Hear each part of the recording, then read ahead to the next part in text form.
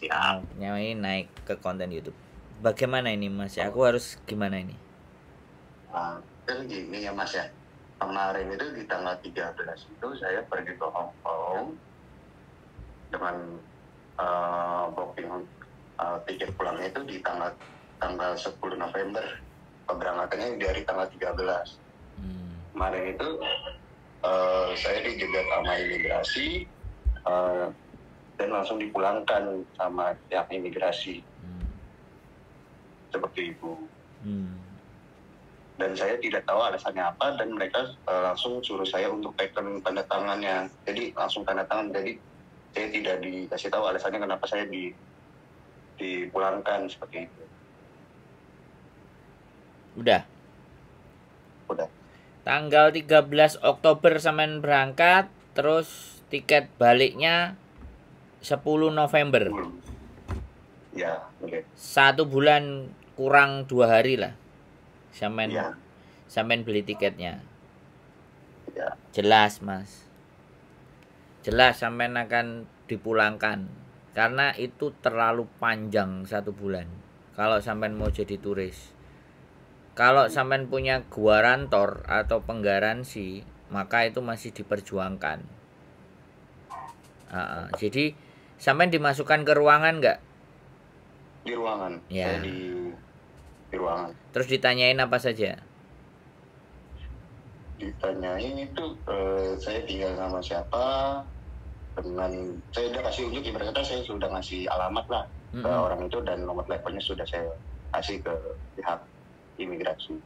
Status orang yang sampean kasih tunjuk alamat tempat tinggalnya itu posisinya apa? Residen. Permanen residen? Nggak tahu. Kurang paham teleponnya, kurang paham. Tahu saya cuma residen saja. Alamatnya doang, sama nama orangnya. Nama orang sama nomor telepon. Terus habis itu sampean ngelihat dia nelpon orangnya nggak? Kemungkinan sih di telepon deh, kurang. Soalnya saya di ruangan, jadi dia mungkin nelpon di ruangan lain. Tapi keluar dari situ gitu loh. Oke, saya cek dulu gitu. Ya, dicek semuanya, mungkin dia nelpon yang sesuai yang saya kasih datanya seperti itu. Mungkin dia masuk ke ruangan, dicek data-data saya semuanya. Itu saya 1 malam di ruangan imigrasi itu. Iya, itu persis seperti saya. Saya 5 kali kayak gitu Mas.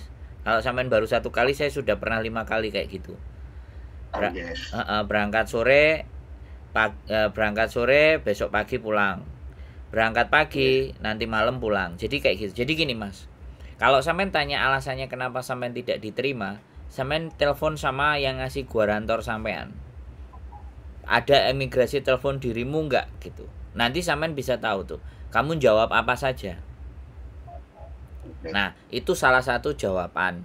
Bisa jadi jawaban, karena pastinya kan dia cross check terhadap apa yang sampean berikan ke dia. 1.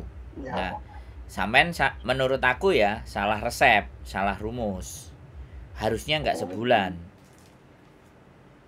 Harusnya jatuhnya berapa hari? 3 hari atau 4 hari. Terus sampean punya itinerary tiket. Nah, nanti tiketnya begitu sampean masuk di extend. Nanti setelah visanya turun terus di extend. Tapi hal seperti ini sebenarnya ya ini di luar ya, aku ngomong sama sampean di luar. Entah apa tujuannya sampean mau ke Hong Kong, tapi yang jelas ketika laki-laki sudah masuk ke Hong Kong, nah kita kan nggak ngerti, kita nggak mau suuzon ABCDEFG ya terhadap apa yang mau sampean lakukan kan. Tapi intinya saya menjelaskan bahwa proses kenapa sampean pulang itu sampean tanya sama yang menggaransi sampean 1. Terus yang kedua karena masa panjang sampean datang ke situ itu panjang. Orang turis kalau mereka lihat secara normal ya kan 4 hari paling lama 1 minggu. Booking hotelnya juga jelas. Kemudian ketika dia masih kurang ragu lagi, kamu bawa duit berapa? Biasanya kan kayak gitu. Ya, sempat ceritanya bawa duit berapa. Nah, dari situ kan dia hitung, ya kan? Dia akan hitung uang sampean itu bisa bertahan hidup selama berapa lama.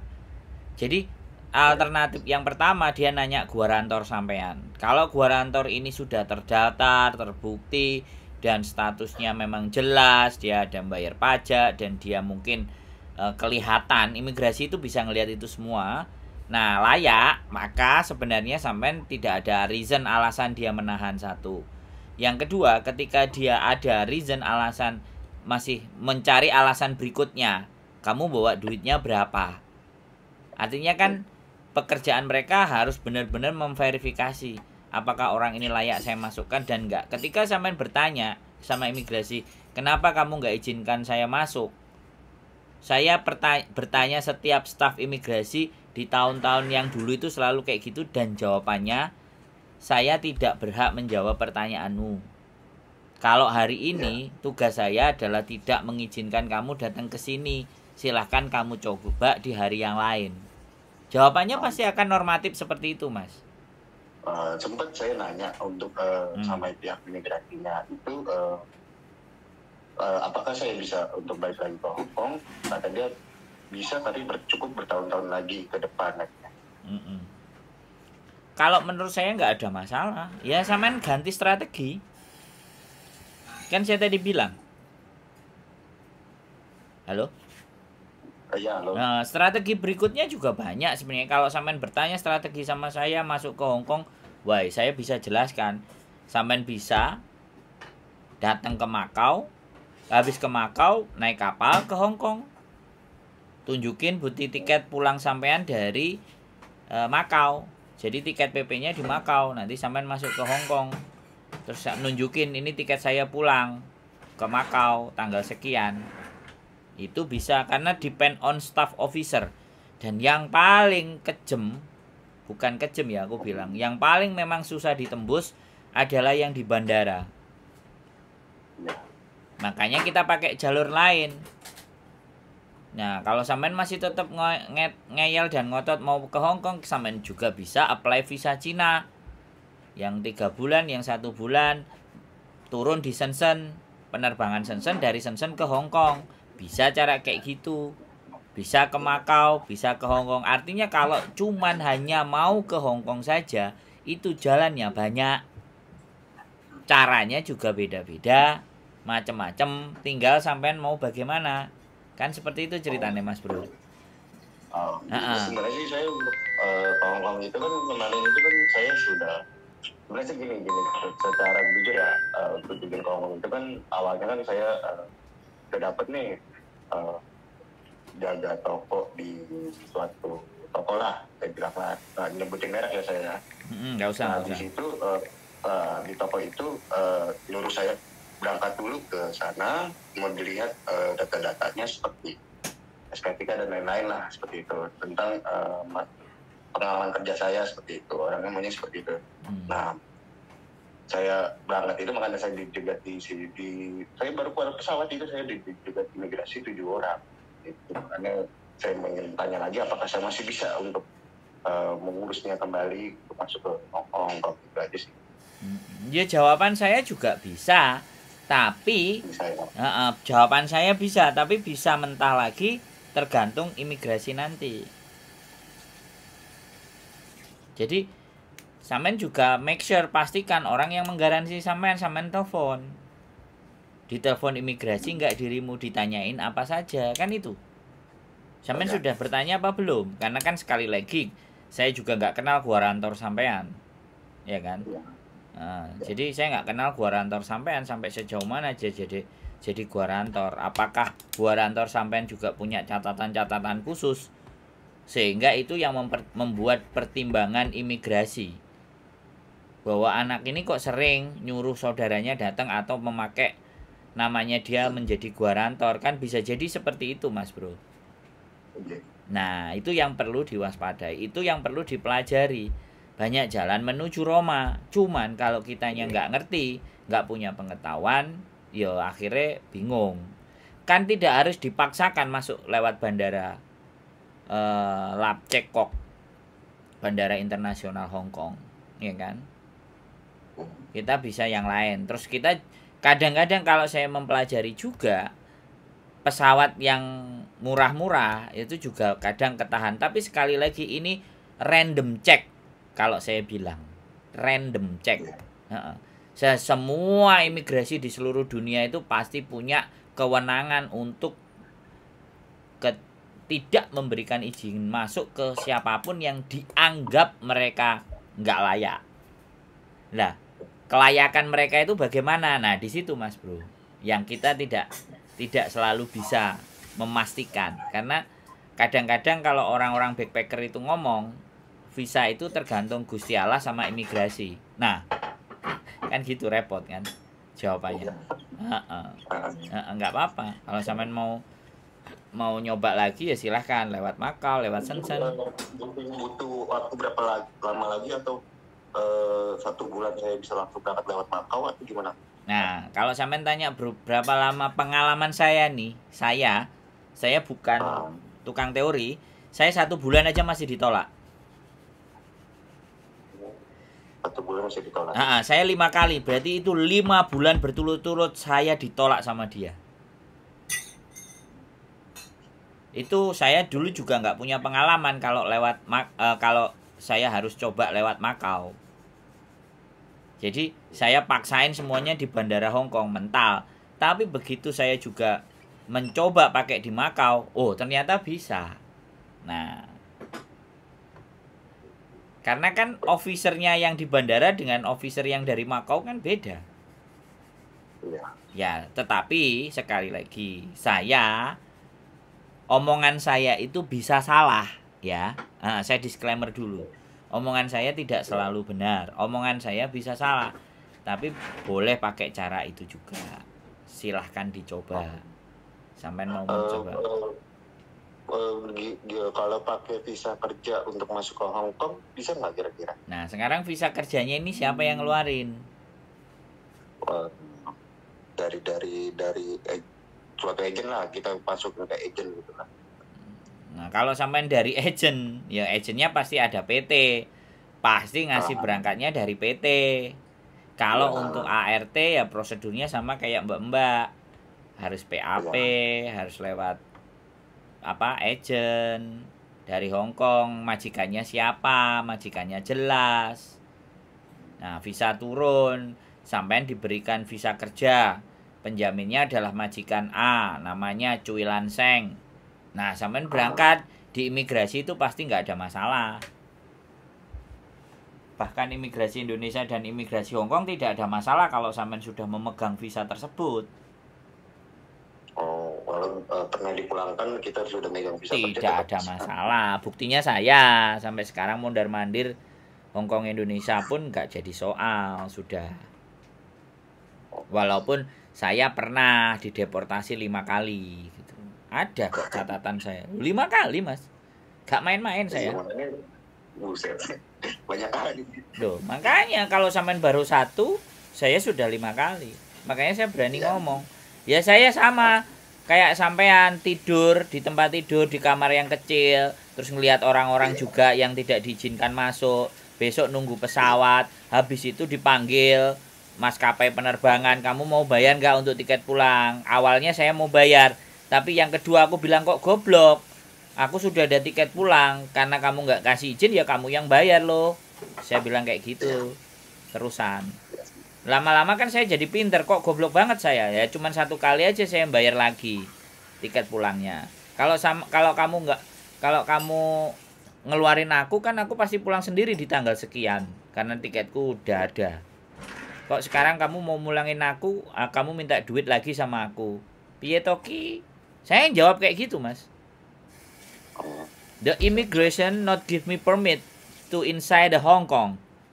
So that's why I must pay my ticket back to Indonesia. I have already ticket this day. Aku bilang kayak gitu. Kalian kalau nggak mau beliin tiket ya aku akan terbang di tiketku ini. Tapi kan kamu nahan di penjara. Bukan di penjara ya, kamu nahan aku di ruangan ini berapa hari, kan gitu aja toh, simpel aja. Kan kasih juga pagi kan dikasih sarapan. Ya. Nah, minum air putih terus nonton TV di situ. Aku udah 5 kali masuk ruangan itu, Mas Bro. Iya, orang bingung. Nah, itu masih belum ekstrim lagi. Yang ekstrim lagi pagi-pagi setiap pagi kita disuruh keluar, disuruh body check. Nah, bajunya dilepasin semuanya.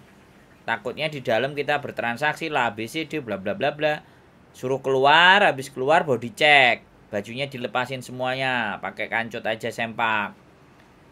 Habis itu pakai baju lagi, balik lagi ke ruangan sampai masa kita pulang. Saya pernah ketemu orang negro ya, nggak tahu entah Afrika atau mana, pokoknya hitam. Itu 1 bulan saya hari ini ketemu dipulangkan. Besok yang bulan depan saya datang masih ketemu orang itu lagi dan belum pulang-pulang. Ditahan berarti dia. Ya aku nggak ngerti. Saya pernah juga pengalaman kayak gitu. Jadi kalau masalah cerita kayak gitu sama sampean ya tak ceritain.